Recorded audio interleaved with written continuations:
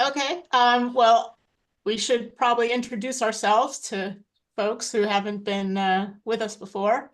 I'm Tracy McIntyre. I'm the Director of Communications for the National Museum of Civil War Medicine. And this lovely looking logo here is Rachel. You want to introduce yourself?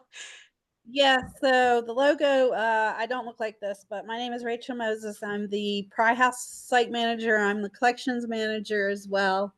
And we do have somebody, Tracy, that I'm going to have to send the link to again. So I'm going to be Okay, distracted for just a minute if you want to go ahead and get started with that. okay, sure.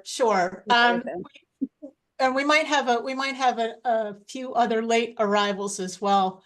Um, we usually give it to like 5 minutes after 7 to officially get it started, but we can start to chat anyway. And so tonight we're going to talk about Harriet Tubman, Portrait of an American Hero, Bound for the Promised Land, by Kate Clifford Larson. Uh, and I was excited to read this book because all I knew about Harriet Tubman basically was, what I learned in school. When I was a kid, I read a biography about her, and I did go to the new Harriet Tubman Museum on the Eastern Shore of Maryland, which is an amazing museum. And I did learn some new stuff about her there, but not to the extent that this book provided. So I was really glad to get all of that extra information. It was really cool. Um, how did others feel about it?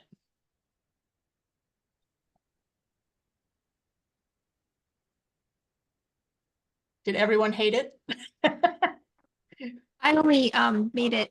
I'm not sure if you can hear me or not. I can I hear you. only made it. Okay, good. I only made it about halfway through it, but I just found out about this. So I've about this book club in general. So about a couple days ago. So I tried to read as fast as I could, but I only made it about halfway through. So I'm not That's going to continue okay. as much. But it was interesting so far. So and you're right. It was a lot of stuff that I hadn't known about her. So it made me like her even more as a hero. Excellent. Well, welcome to the book club. We're glad you could join us. And don't feel bad because there are people that join on the book club that circumstances prevent them from reading the entire book in time. So it's cool as long as you get a little flavor for what it is. That's great. Any other comments?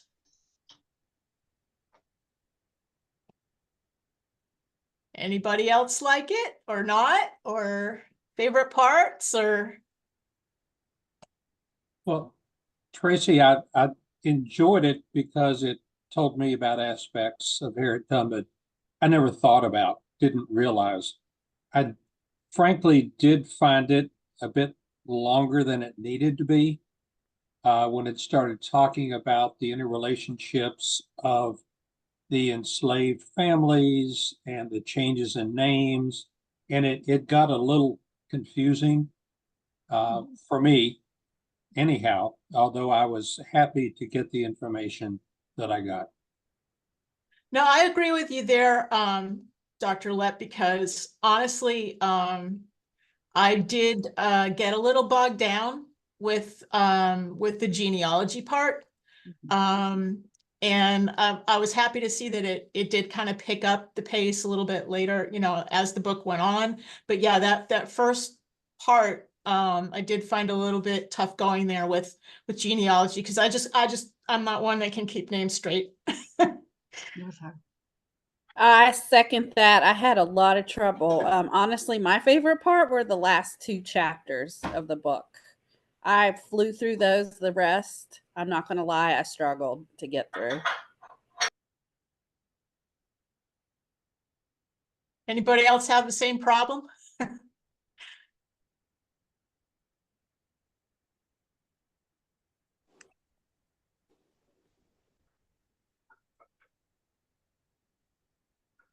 I don't know. I totally enjoyed I didn't realize how involved she was with women's suffrage, which I thought was a really neat aspect to learn about. I know that, I mean, mostly when you're talking about Harriet Tubman, you think Underground Railroad, You know, if you're really into it, you know about the Combahee River Raid, her spying activities. But honestly, I didn't really realize about the to the extent that she was involved with women's suffrage, which I thought was great because I'm a big women's suffrage person and I really enjoyed that aspect too. Yeah, I did as well. I wasn't aware of that either. And she was certainly a feisty person. I love that there's a scene in there where she's actually where they had that what was it, the escaped enslaved person that they were trying to bring to the, I guess they're trying to bring him to the train station or something, and she's like hanging on to him and screaming, and they had to like pry her off the guy, which I thought was great. And then there's another incident where she's on a train and they're trying to make her go into a different car because they want to keep it segregated, and they actually end up like breaking her arm and physically assaulting her, and like, wow, she's one tough lady. I know, and she even tried to sue. Didn't she try to sue the railway for that? Yes, that's right. That's right. Yeah. Because there was a guy that approached her afterwards and said, hey, you might want to sue the railroad for this. So yeah, that's true. Yep. Good for her. I know, right? I mean, come on. That's ridiculous. But one of the great mysteries for me, Tracy, was all of a sudden, like halfway through the book, they start talking about this young enslaved woman. I think it's Margaret, Yes. that she probably was a daughter of Harriet Tubman, and then she disappeared. And I have no idea whether it was yes, she was, no, she wasn't, or what, or whether alien abduction happened. And she just kind of disappeared from the book. That was kind of disappointing. Yeah, because I, you know, that now that you mention it, I remember that, what was her name? Margaret, I think. Yeah, and it was speculated that why would Tubman have gone back to get a child that wasn't related to her or wasn't part of her family or something, unless she had, you know, given birth to her or something before she escaped, or, you know, there was a lot of conjecture going on. But yeah, you're right. There's no resolution about that. So what, I guess that's something we can ask the author when she signs on and be like, hey, what happened to Margaret?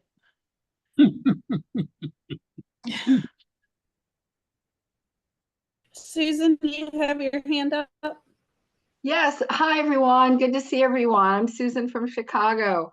Hi, And I was Susan. at the conference. It was so great. Oh, good. Yes, it was fabulous.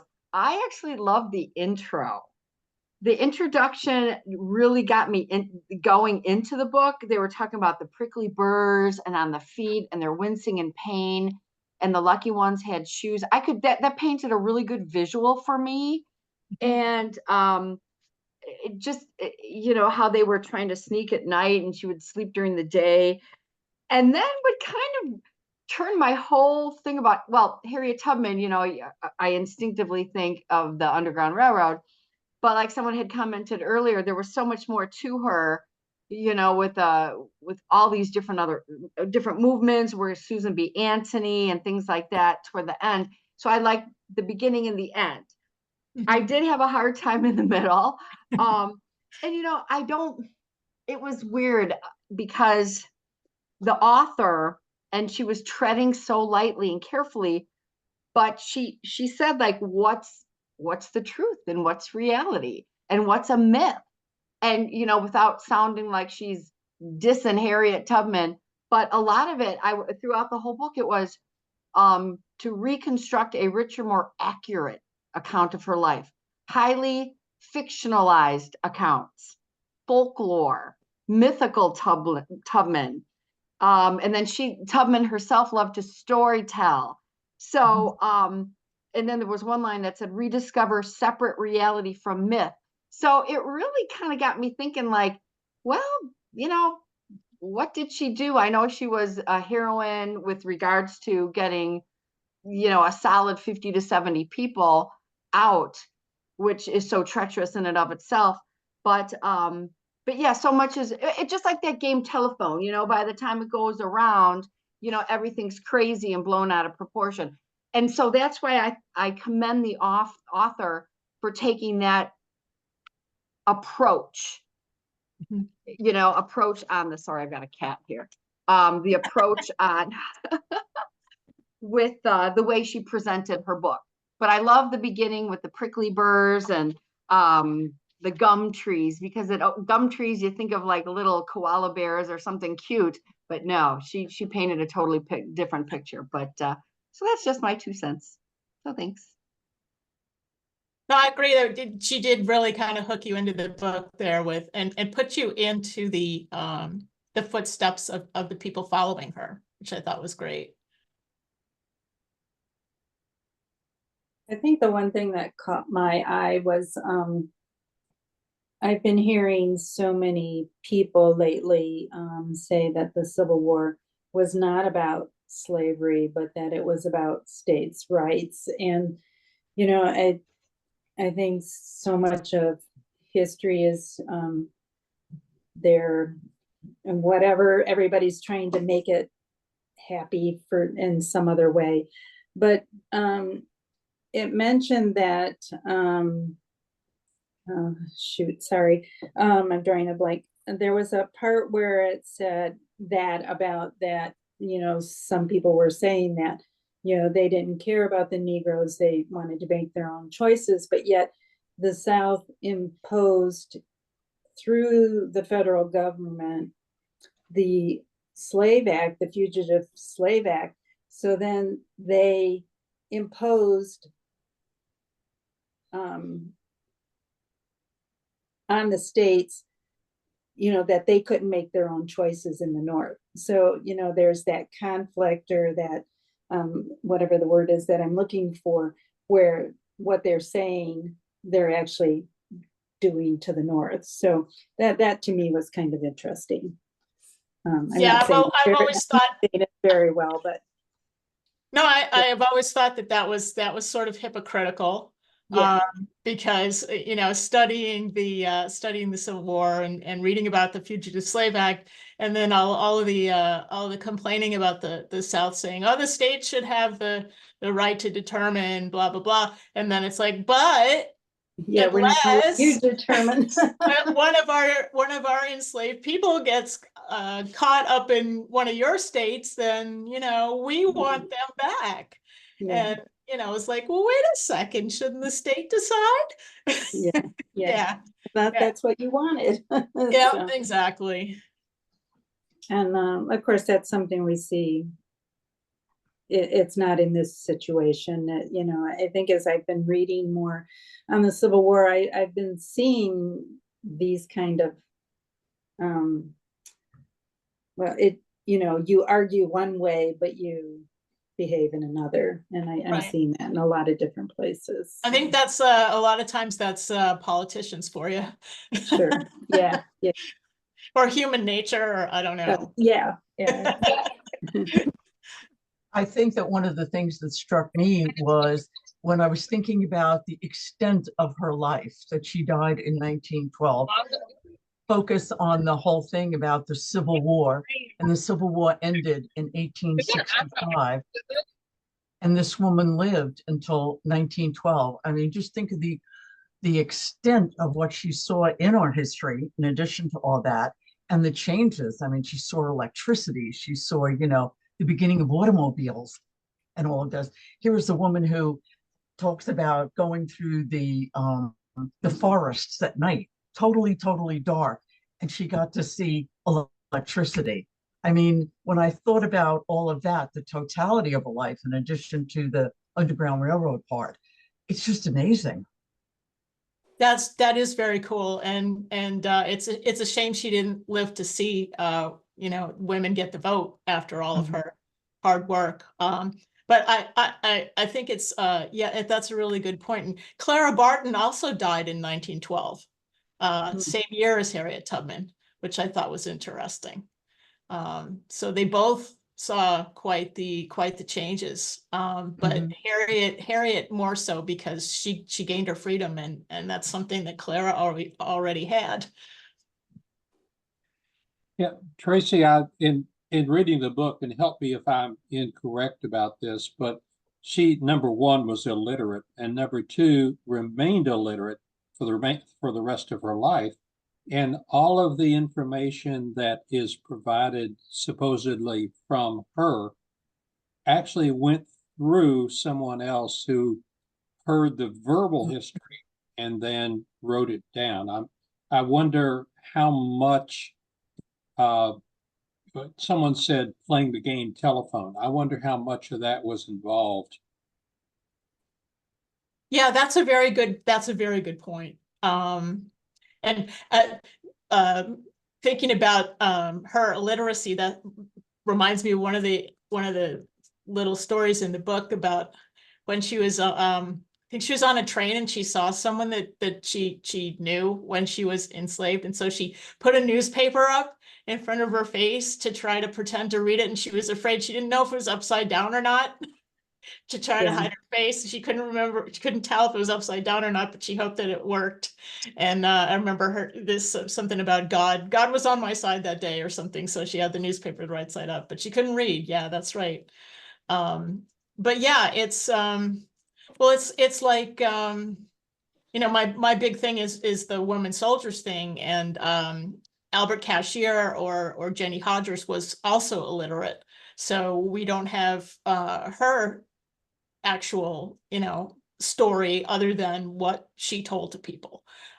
So I guess you just have to take that into consideration when you're doing the research on a specific person. Did anyone watch the movie, Harriet? I did. I saw it when it first came out in the theater. There were some Hollywoodizing parts that kind of I wasn't overly fond of. And I was also really kind of disappointed that they didn't do more with the Combahee River raid. They kind of stuck it on there at the end as like an afterthought. And I thought that was a pretty big deal. They probably should have, made more of that than they did. Did anybody else here see the film? I saw, Harry? oh, I'm sorry. Yeah, I saw it when it first came out, and then, because I wasn't really, I mean, I knew some, very minimal mythology about her, those 5 minutes you spent when you were in elementary school on her. And then when I rewatched it, it was like, oh, I remember them talking about that person and that person. So, but I agree with you. It was fictionalized, of course, and characters that weren't there. But Yeah, I- like yes. the white guy that was constantly after her, and it was like, no, he didn't even exist. So yeah, I get it. It's Hollywood. Yeah, yeah.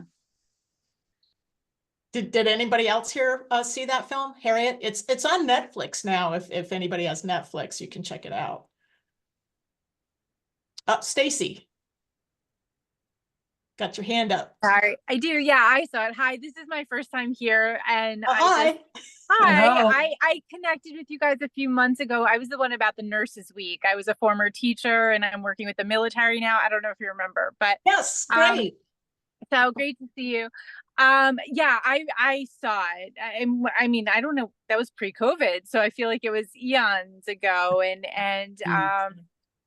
I agree. I mean, I thought it was very well done. I had taught a little bit of Harriet when I was teaching 6th grade. When I was a student in high school, I did a report on Harriet, and it was, it's just kind of all coming back. And it was interesting also that you brought up about the women's suffrage, because I can't think right now, but there was a book that came out in 2019, and it was all about like that time in history. And I know the author was talking about Harriet Tubman, how kind of one of those hidden heroes of the suffrage movement and things like that. So that's cool. Yeah.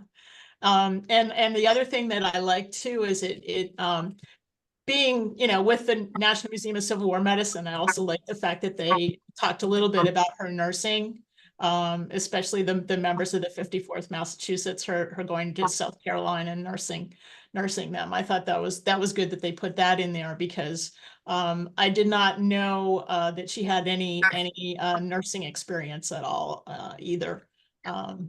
So that and the women's suffrage things were the two things that surprised me the most.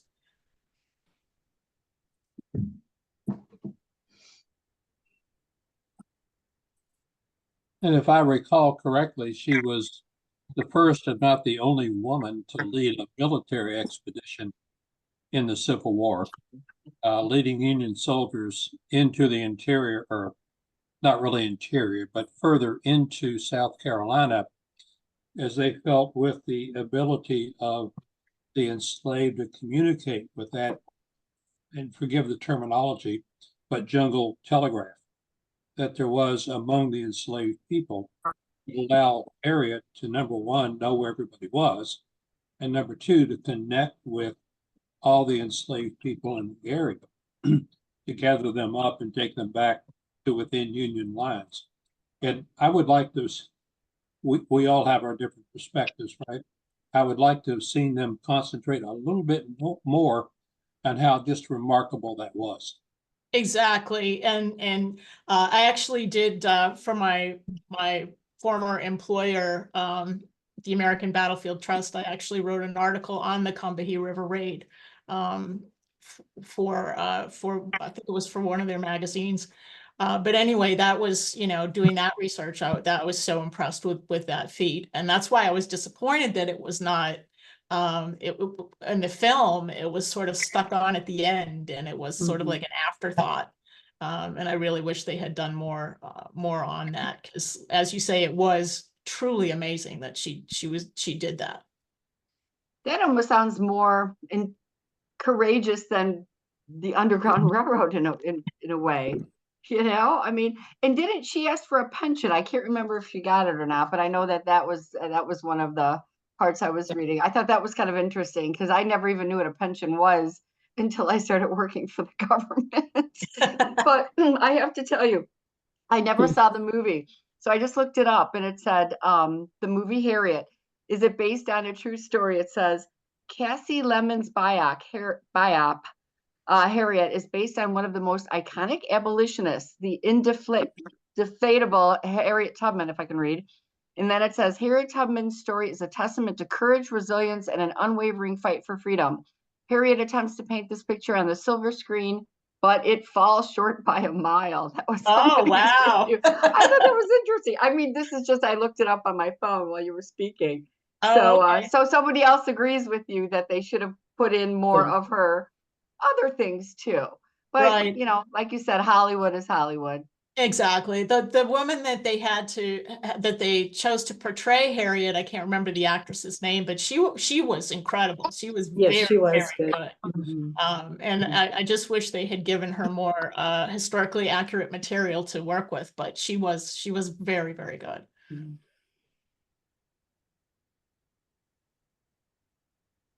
Well, one of the things I hope that we address with the author of the book is, why didn't Harriet Tubman go to Harper's Ferry with John Brown? Because apparently he very much not only invited her, but urged and begged to have her go with his group to Harper's Ferry to free the enslaved people there. I really never saw anything that told me why that was, but I remain intrigued. I Yeah. thought it said she had misgivings about it, that she had, you know, she always felt like God was on her side, you know, and talking with her. And I thought there was something that she did not feel that was, you know, that was somewhere that she should be, that she had that vision or that spiritual contact. Like a premonition that it wasn't going to work. Yeah, you know, based on, you know, she always felt like God was speaking to her and stuff. And I seem to remember, I could be wrong because my memory is often faulty, but I thought that it said something that she felt. That sounds familiar. She That was sounds very familiar. uneasy about it and thought she shouldn't be there. Yeah, we can clarify with the author when she Yeah. logs on here, but that sounds familiar to me. I think it was, she sort of had a bad feeling about it. Yeah. Yeah, I remember that too. And I think Frederick Douglass also had misgivings as well about the raid. Yeah, and it was interesting too about For the author to come on. it was interesting too about the relationship between Frederick Douglass and Harriet Tubman. Apparently, there's no real documentation that there was any sort of. I mean, you would think that they would have been best buds, but you know, according to the book, I mean, it wasn't.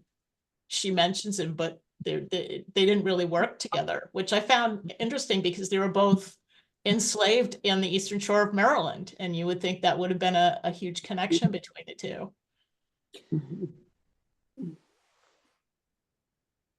I was very interested in that the record keeping by Mr. Stills. I have there's a local historical village, very small, but we had a talk on abolition activity in my town, and some people came and they have traced their family members, enslaved family members back, you know, to that time period. And it was very interesting. And I had wondered how that had been done other than oral history. But I found that very interesting and wondered if there were other keepers of that information when people came north. So.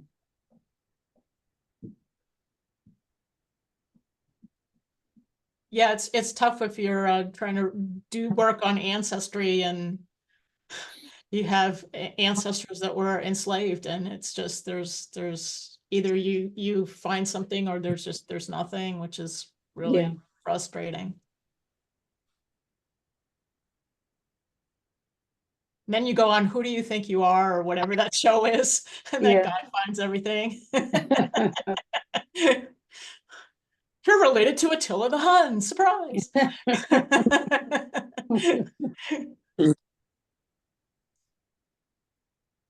Oh, okay, Cynthia Erivo played the role of Harriet in the movie. Okay, thank you, Susan.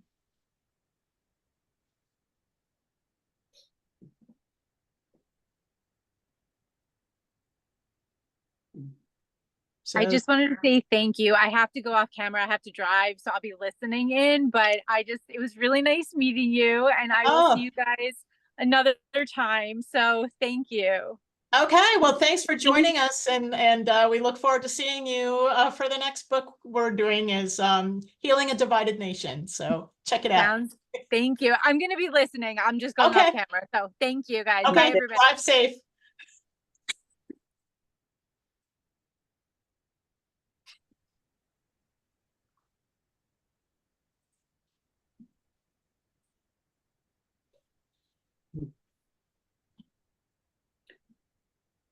And I'm afraid I missed, is the author running late or?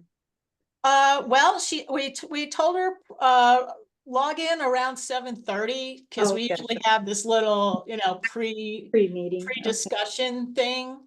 So I told her around 7:30. Rachel, you can see when she's in the waiting room, right? Yeah, I can. Yeah, it'll pop up. Okay. When she comes in, I'll let you know. Yeah. Okay. Okay. It's not like she's not like Kate Moore, who's logging in from the UK. She's in Massachusetts. Kate Clifford Larson's in Massachusetts, so not too far away.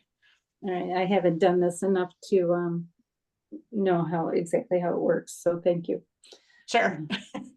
There she is. Tracy, do you want me to go ahead and let her in, and you can do and I'm going to give you go ahead and let her in, and I'm going to give a brief introduction to her in case folks didn't read the about the author in the back of the book here.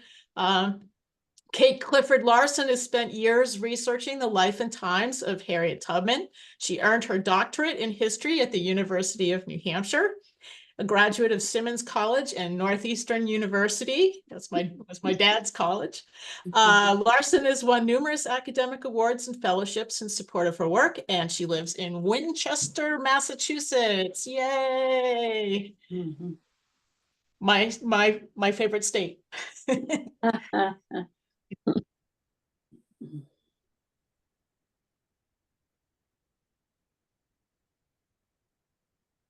Right, is she on? Yeah, I let her in. Yeah, she's here. Okay.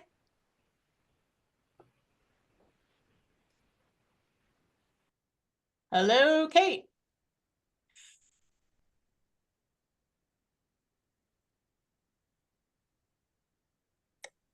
I don't see her up in the attendees list.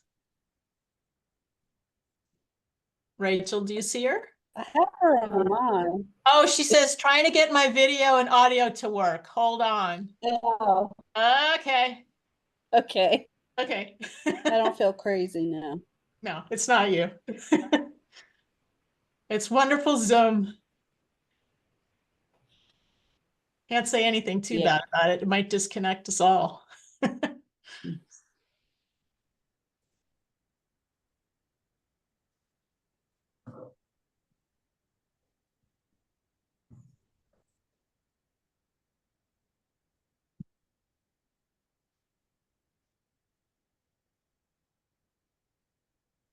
I almost went to. Oh, Whoop. Somebody there? can you hear me? You can see me? Yes? Yes. Hi. Oh, good. Yay. I was on a Zoom with National Park Service this morning, and it just would not happen because their system is like super protected. And I think it did Oh. something to my computer. And so anyway, but now it's fixed, so no worries. All right, glad you're here. I just gave you an introduction. I read your little biography in the back of the book, and Thank you. I am Thank a former Massachusetts native, born and bred, and almost went to UNH.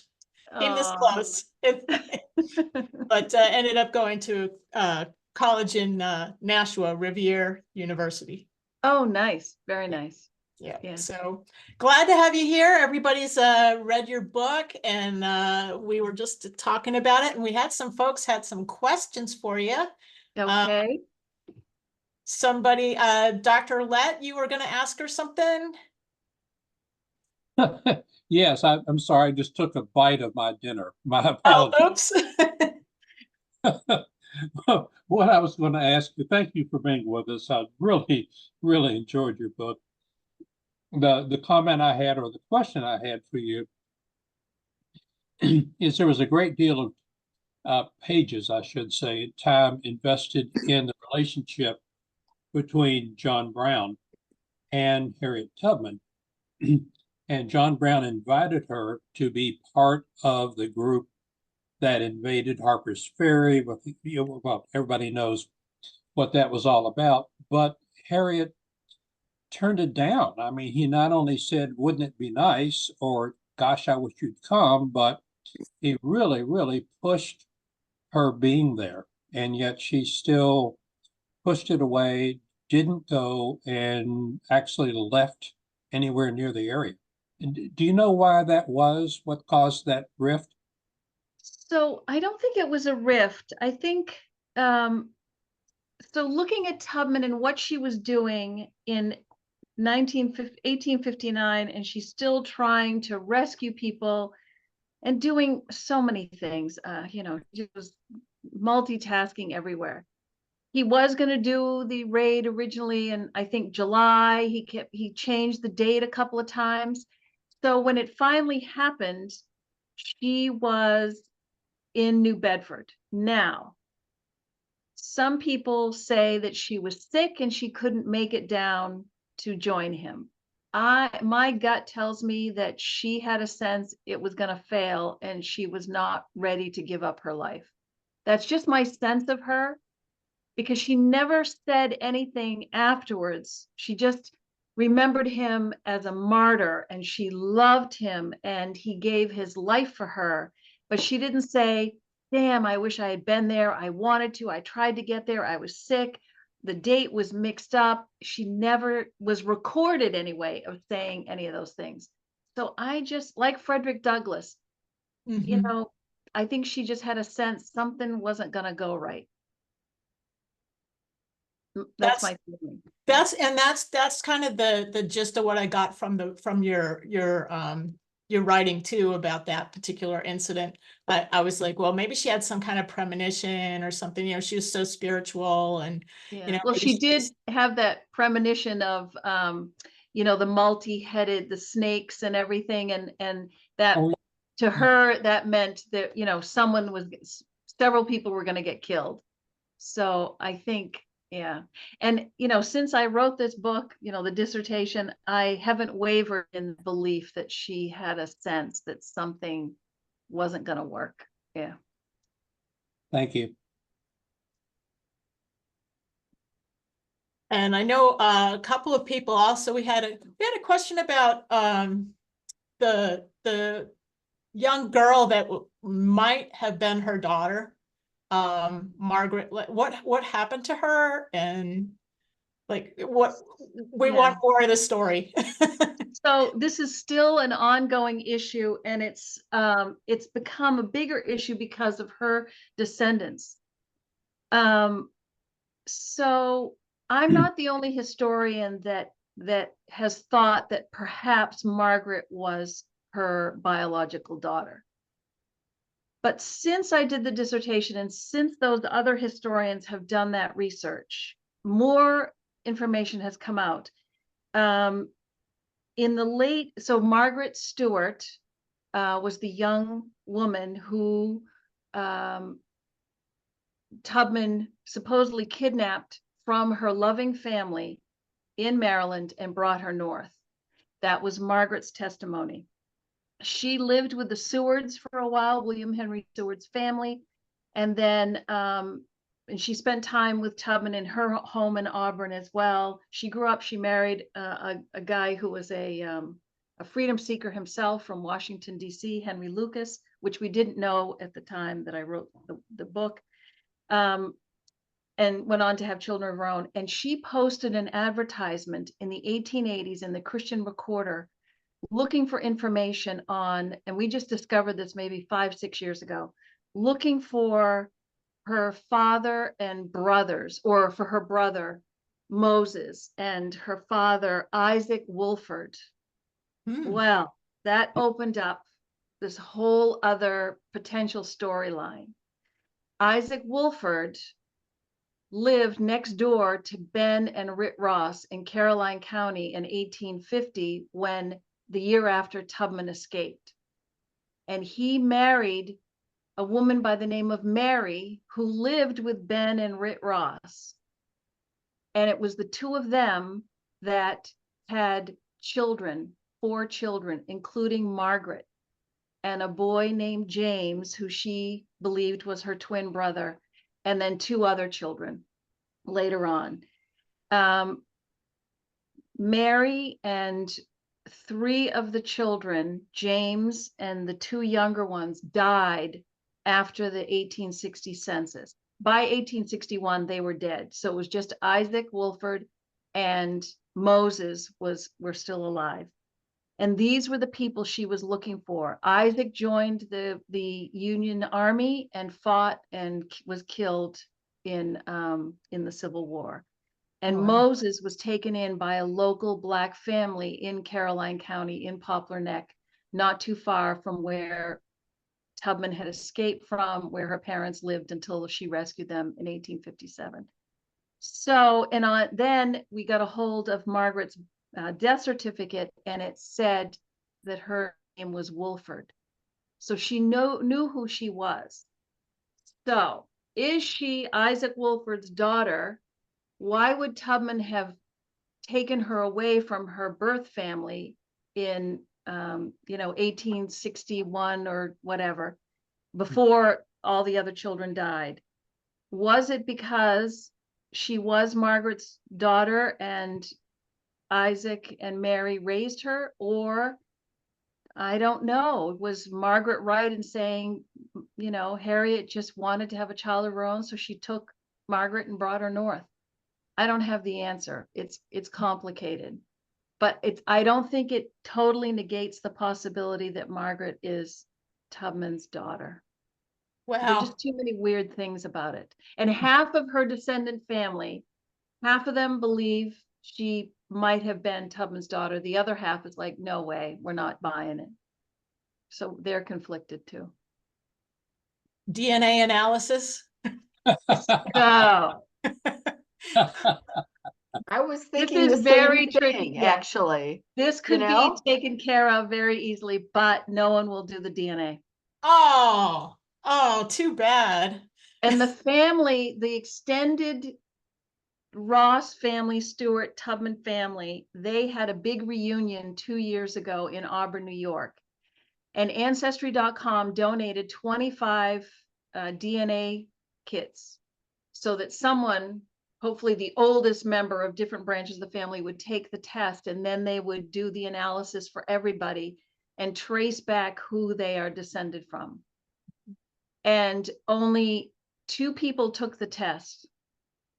Oh, A third one had taken the ancestry test, and what's the other one that's very popular too? 23andMe. 23andMe. Yeah. She had taken that too, so her genealogy is out there.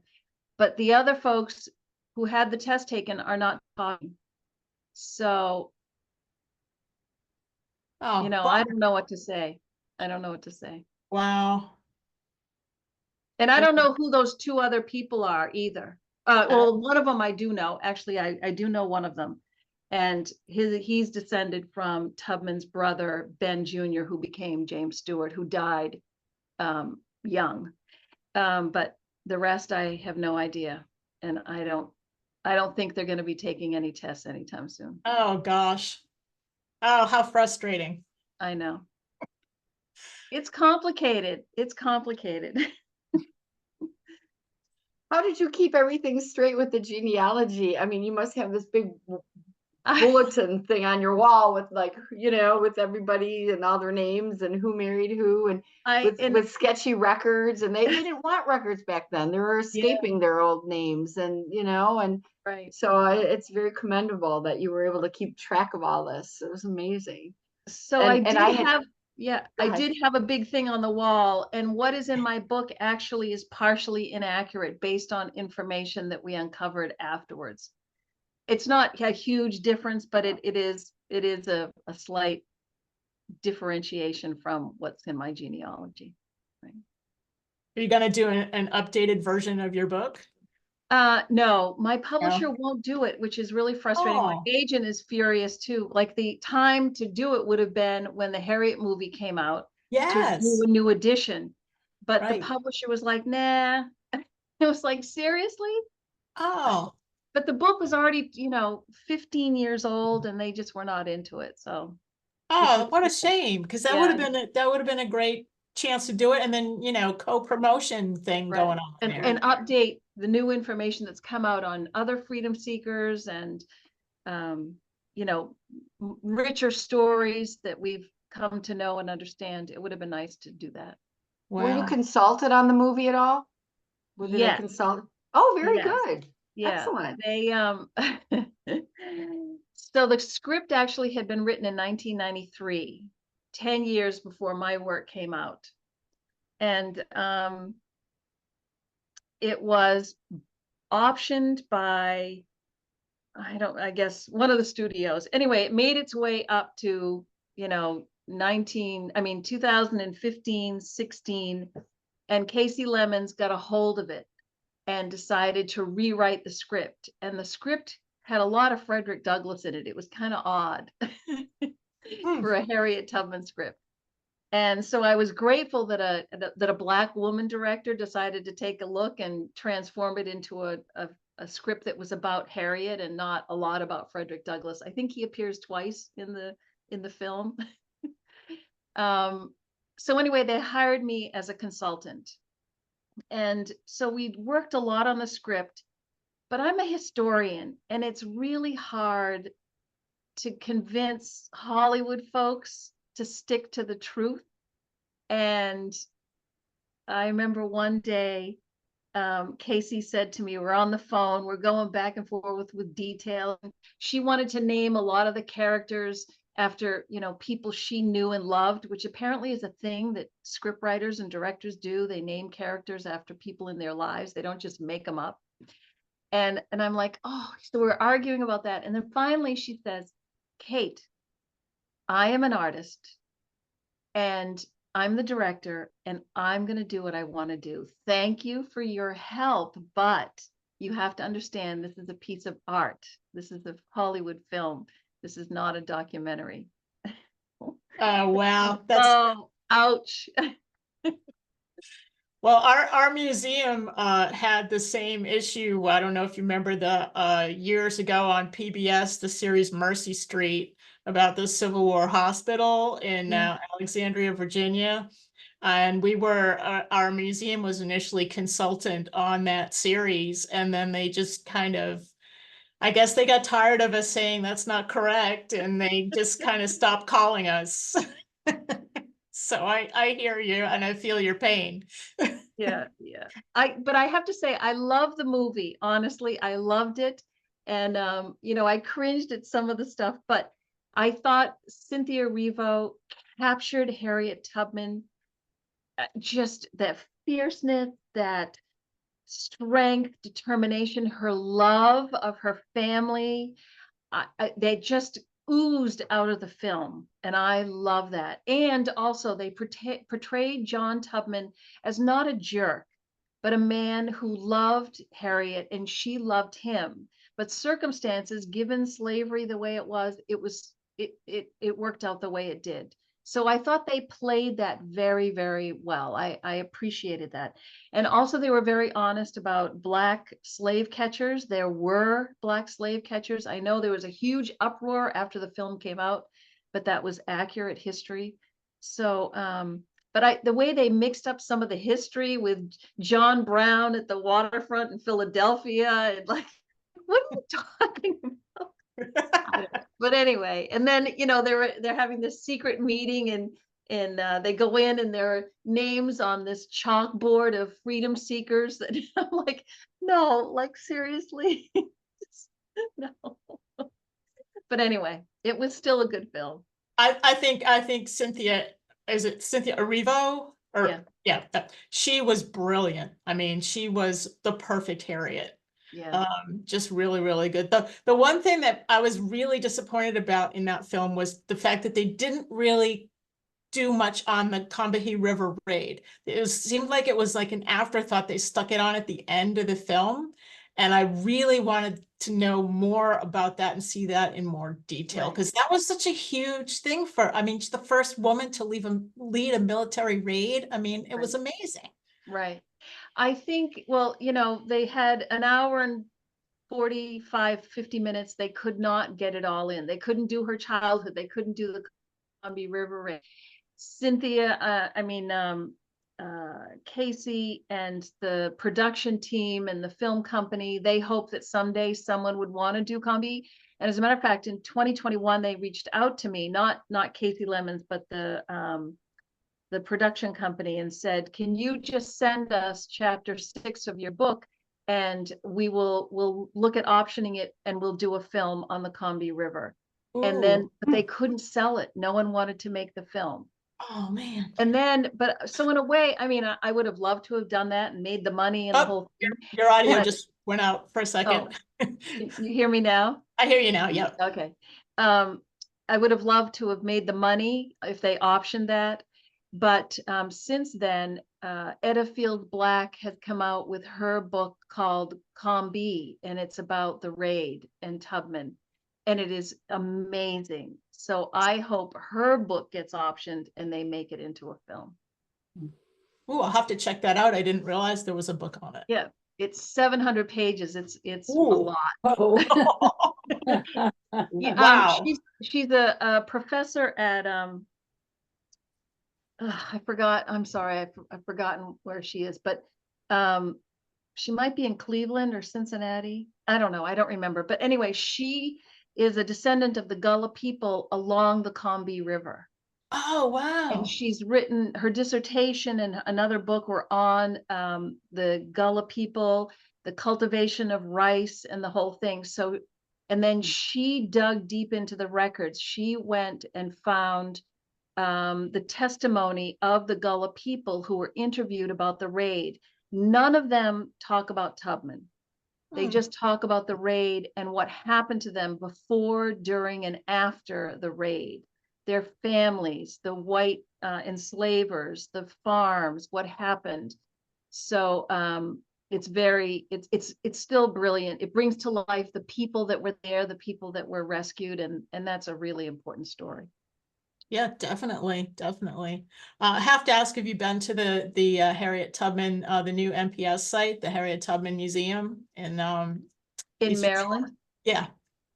So I've worked on it for 20 years. Getting the Wow. national park established down there, and then working with the state, because the state they had their own state park they established, and they're the ones that developed the visitor center. It isn't the National Park Service. The Oh, Park okay. Service, the Park Service has offices in the administration building, but the Park Service really is not that involved with the visitor center. They're just No, it's there. more a state thing. State run, yeah. Okay, right, okay. yeah. Because I was so impressed with it. I mean, I Thank you. I Thank you. went last year, and the museum was so well done. And they had I mean the surrounding area around there, you could walk, and I mean it's really cool. I really enjoyed it. Very well done. Very well done. And the idea was to have that as sort of the trailhead for the byway, so Mhm. that you could go and see the sites where she was born and raised and did her rescue missions and things like that. That it's a place to start and then get out into the landscape and spend money. Economic development, you know. Yeah, but it was very well done, and the museum was really super well done. The exhibits and everything. Thank you. One of the things that I had kind of poked around on the internet was about the route that she took. And I got the impression that they never really figured that out completely, but I did see that there was a group of women, and I forget when it wasn't that long ago, that they kind of reenacted that walk just as a hike.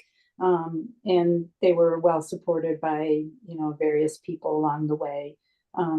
But do you know anything about that, or? Yes, and actually they follow the Harriet Tubman Byway. Oh, okay. Yeah, And they that's weren't what- making it up or doing Oh, okay. something different. They followed the byway. Yeah. Okay. Yeah. Yeah, that seemed like it would be a very moving kind of walk. Yeah. Yeah. Yeah. Especially in the part that's by in Caroline County, where she escaped from. And the farm is still there. It still looks the same as when she was there. And although the owners don't want anybody on their property, they're not the nicest people in the world. But but anyway, the farm is still there. And a lot of the landscape is very similar to when Tubman lived there and went back and forth and did her rescue missions. So it's very moving, very moving. Were you consulted at all with the archaeological investigation about trying to find the cabin? A friend of mine, Julie Shablutsky, was the archaeologist on that. Right. So I worked with Julie and her team back in 2021, 22. And they did, they found this site, and we're assuming it's Ben's home site. It fits with the documentation. It's just, there's some anomalies though that just make it weird. Like, I don't know, it's such a complicated thing, but there's no doubt that he was down there, and that's as good a site as any, given what they found. And the Eastern Shore is an interesting place, over decades and even 100 years, buildings were picked up because very few homes have foundations because the earth is so wet. And also it's a farm area, so they would lift their houses up and the animals would live underneath the house, like, you know, where a foundation would, they would live underneath. So a lot of houses were just picked up and moved, including the poles that held the houses up, the logs that held them. So they, you know, they didn't find any foundation or anything except maybe some stairs that might have been there. So it's complicated and hard, and I admire Julie and her team for sticking with it and actually finding this site where there clearly was a house, and the artifacts fit the time period that he was there. So it's exciting. And I'm more excited about the other site that they found on the private property that is still not accessible to the public, but it's the main farm owned by the man that enslaved Ben Ross, and where Tubman was actually born. And they discovered an old a house that was built, but you know, maybe the 1790s, 1780s, 1790s, which is when Anthony Thompson settled there, and it was occupied till about 1845. And it looks like enslaved families lived in it once Thompson built himself his mansion, and he moved out of the smaller brick house and moved into his bigger, they called it the mansion farmhouse. And so that's really exciting, and I'm looking forward to them going back and doing more digs there. And they actually found a spirit bundle, what they call a spirit bundle, and it was a collection of items that have different spiritual meanings to people of African descent. It was tucked into the corner of a chimney. So that really is exciting to think about who lived there. But if it was a slave quarter, Tubman could have been born in that particular building. It's kind of very so close. cool. Yeah, it's very cool. So Wow. they're doing some exciting work, very exciting work. That's awesome. Wow. Anyone else have any questions? We're nearing the end of the meeting here. Anybody else have any questions for Kate? I do. Aha, excellent. I'd like to ask you how you got onto Harriet Tubman. How did you discover her, and what made you go with zeal to write this book? Yeah, zeal is the word, that's for sure. So I, back in 1993, I went back to school to get my degree in women's history. I had my MBA, I was working for an investment bank, and I decided I just didn't want to do that anymore. I had 2 little kids at home with my husband, and I'd always loved history, and I said, I've got to do this. I just want to go get my degree in history, women's history at Simmons, where I got my undergrad.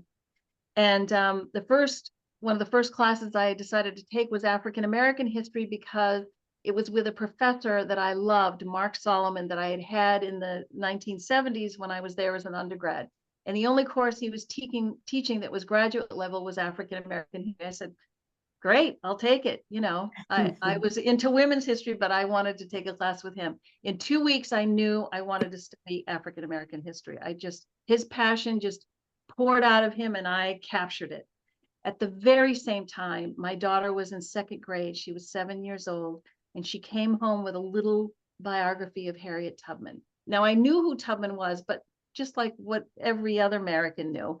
And we read the little biography, and Rebecca was so excited about the book. And I thought, well, gee, now I'm into women's history and African American history. I'm going to go find an adult biography of Harriet Tubman and find out about her. And when I went to the library, there were 2 19th century biographies and one from 1943. And then a bunch of children's books. And my professors at Simmons were stunned. They're like, that can't be possible that no one has written an adult biography since 1943. But it was true. So I decided then that I would start researching her life. And I went on to get my PhD, and she was my dissertation. And I was so lucky. I had great professors that knew where I should be looking and how to research that material. It was great. That's awesome. Thank you. Well, we were thankful for your daughter for bringing home the book and giving you the inspiration. And Mark Solomon too. Yes, that's awesome. That's Yeah. well, we're very happy you wrote it because it's an incredible piece of work and just well deserved praise. And I think you know, it's about time that Harriet had her updated story told. That's great. And For I'll sure. just leave you with this. So the Pentagon has reached out because they want to award her a Medal of Honor. But in order to do that, they have to induct her into the Army as a spy posthumously. And in order to do that, they have to go to Congress and have them overturn a law that was passed in like 1899 that says they can't do that. Oh, wow. They've written up the legislation and they are going to try to push that through so that they can award her a posthumous Medal of Honor. Oh, that's awesome. Isn't And that then get her on amazing? the $20 bill Yes. too. Well, fingers crossed for both of those, because that I would be, know. that would be great. Well, Kate, thank you so much for joining us, and we really appreciate you taking the time and talking to us, and we wish you all success. And if you ever decide to write another book, let us know, give us a heads up, we'll put it on I our will. list. I will. Thank you all. Have a All great right, thank Thank you you. so Bye. much. Thank you. Very nice. All right, and folks, I just want to remind you that the next book that we're going to be reading is Healing a Divided Nation by Carol Adrian. And this is more of a medical centric book that will talks about how the Civil War was a great innovator for the medical profession and for medicine. And it's basically what we talk about at the museum on a daily basis. And I was really surprised to read this book, and I was like, hey, that's what we talk about. So hopefully you all will enjoy it, and look forward to seeing you for that meeting. Okay. All right, Sounds take good. care. Good to see everyone. Bye, Thanks, Kim. everybody. Yay. Good night. Bye, Bye. everyone. Thank you.